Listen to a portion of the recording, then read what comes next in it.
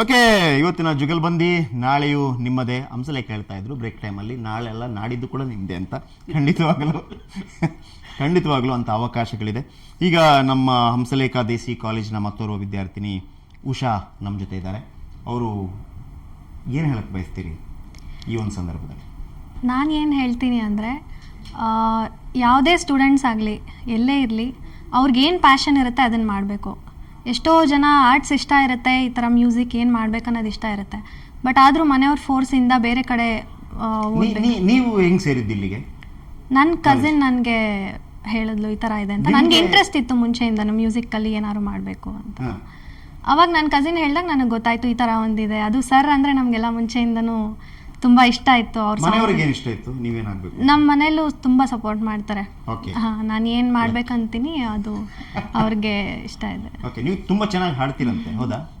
ನೋಡ, ಅದು ಗೊತ್ತಾಗ್ಲಿ, ಯಾಕಂತಂದ್ರೆ ಬೇರೆ ಸಿಂಗರ್ಸ್ಗಳು ಕೂಡ ನೋಡ್ಲಿ, ಅಥವಾ ಅವರಿಗೆ ಬರಬೇಕು ಅಂತಿರ್ಬೋದು. ನಾನು ಒಂದು ಸಿಂಗರ್, ಯಾಕಂದ್ರೆ ಈಗ ಪ್ಲಾಟ್ಫಾರ್ಮ್ಸ್ ತುಂಬಾ ಇದೆ.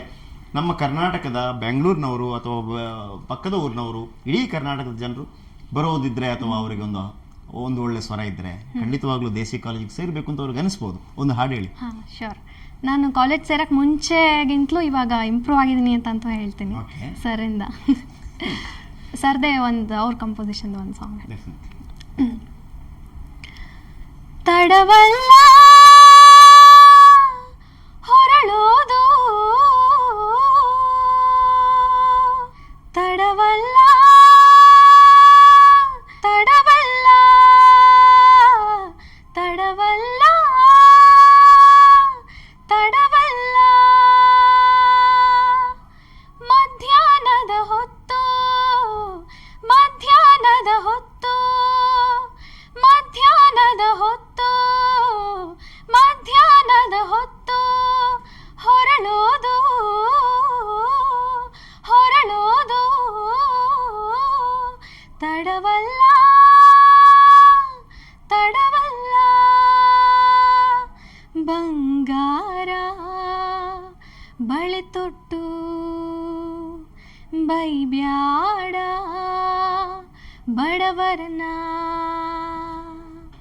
ಬಂಗಾರ ಸ್ಥಿರವಲ್ಲ ನಿನಗೆ, ಬಂಗಾರ ಸ್ಥಿರವಲ್ಲ ನಿನಗೆ, ಮಧ್ಯಾಹ್ನದ ಹೊತ್ತು ಮಧ್ಯಾಹ್ನದ ಹೊತ್ತು ಹೊರಳೋದು ಹೊರಳೋದು, ತಡವಲ್ಲ ತಡವಲ್ಲ ತಡವಲ್ಲ.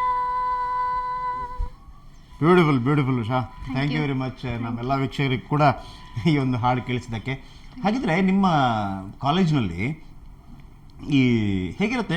ಈಗ ಉಳಿದ ಕಾಲೇಜಲ್ಲಿ ಹೆಂಗೆ ಅಂತಂದ್ರೆ 10 ಗಂಟೆಯಿಂದ 11 ಗಂಟೆಗೆ ಒಂದು ಪೀರಿಯಡು, ಆಮೇಲೆ 11 ಗಂಟೆಯಿಂದ 12 ಗಂಟೆಗೆ ಇನ್ನೊಂದು ಪೀರಿಯಡು, ಆಮೇಲೆ ಒಂದು 10 ನಿಮಿಷ ಬ್ರೇಕು. ಅಲ್ಲಿಂಗೆ ನಮ್ಮ ಕಾಲೇಜಲ್ಲೂ ಹಂಗೆ ಇರುತ್ತೆ, ಇಲ್ಲ ಅಂತಲ್ಲ. ಬಟ್ ಸಮ್ಟೈಮ್ಸ್ ನಮಗೆ ಬುಕ್ ಎಲ್ಲ ಓದ್ಕೊಂಡು ಹೋಗ್ಲಿಕ್ಕೆ ಇರುತ್ತಾ ಕಾಲೇಜಿಗೆ? ಸ್ವಲ್ಪ ಇರುತ್ತೆ ಅಷ್ಟೇ, ಎಷ್ಟು ಬೇಕು ಅಷ್ಟೇ. ನಾರ್ಮಲ್ ಆಗಿ ಹೆಂಗಿರುತ್ತೋ ಹಂಗೆ ಇರುತ್ತೆ. ಬಟ್ ನಮ್ಗೇನಂದ್ರೆ ನಾವೀಗ ನಂದು ಮ್ಯೂಸಿಕ್ ಡಿಪಾರ್ಟ್ಮೆಂಟ್ ಅಲ್ಲ. ನಾನು ಯಾಕೆ ಕೇಳಿದ್ ಗೊತ್ತಾ, ಈಗ ನೀವು ಹಾಡಿದ್ರಲ್ವಾ ಕಾಲೇಜಲ್ಲಿ, ಈಗ ಬಾಕಿ ಕಾಲೇಜಲ್ಲಿ ಏನಾದ್ರು ಹಾಡಿದ್ರೆ ನಮ್ದು ಇರೋದೇ ಹಾಡಿನ. ಹಾಗಾಗಿ ನಾನು ಕೇಳ್ತಿದ್ದೀನಿ, ತುಂಬಾ ಜನರು ಖುಷಿ ಆಗೋದು ಹಾಡಾಡಬಹುದು. ಅವ್ರಂದ್ರು ಸ್ಯಾಕ್ಸೋಫೋನು, ಯಾಕಂತಂದ್ರೆ ಸಾಧಾರಣವಾಗಿ ಒಂದು ತಬ್ಲೆ ಡೇಬಲ್ ಬಾರಿಸಿದ ತಕ್ಷಣ ಹೊರಗಡೆಗೆ ಅಲ್ವಾ ಕಾಲೇಜಲ್ಲಿ.